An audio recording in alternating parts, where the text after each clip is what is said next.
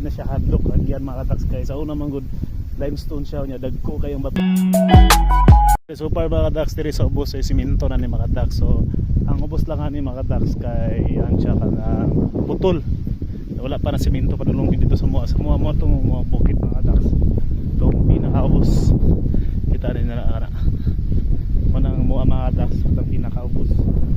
So diri simento diri mga katags then sa unahan is sa off-road. So ito mga katags. So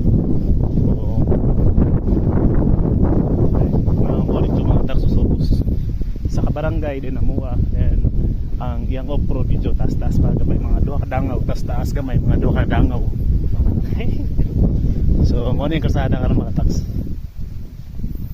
Dili na siya hadlok agyan mga katags kay sa una man gud limestone siya nya dagko kayong bato karon dili na